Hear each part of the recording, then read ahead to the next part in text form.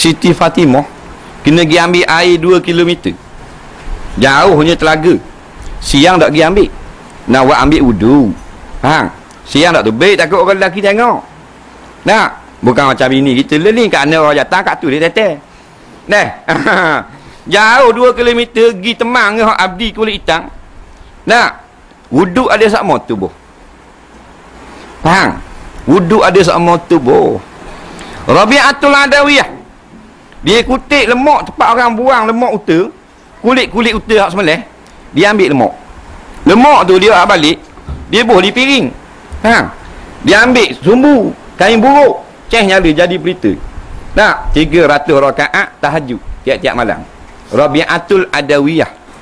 Kita tu imam tak tahajud. Bangun cing tak imam. Maknanya. Nak? Tok Bilal negat tu. Ni sama pasal apa? Pasal nikmat dunia terlampau banyak. Jadi hak akhirat tu dia jadi payah. Tapi tak mesti lagu tu kaedah dia. Tuhan kan maha adil. Nak? Tengok Imam Syafi'i ya. Nak sembahyang dalam Kaabah. Boleh baca 2 rakaat tu tamat suti Quran. Rakaat pertama 15 juzuk. Rakaat kedua 15 juzuk. Sembahyang dalam Kaabah sama dengan Sayyidina Uthman. Kita tak boleh nak buat gitu. Tak. Tapi kita 15 tahun dah habis juzuk. Faham tak? Saya kata 15 juzuk satu rakaat. 15 tahun dah habis juzuk. Sejuzuk 20 muka.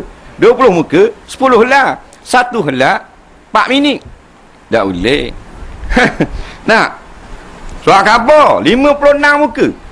Sino mana? Tulisan Malaysia 70.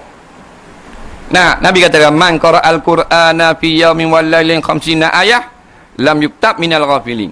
Siapa baca Quran sehari semalam 50 ayat. 50 ayat 4 minit.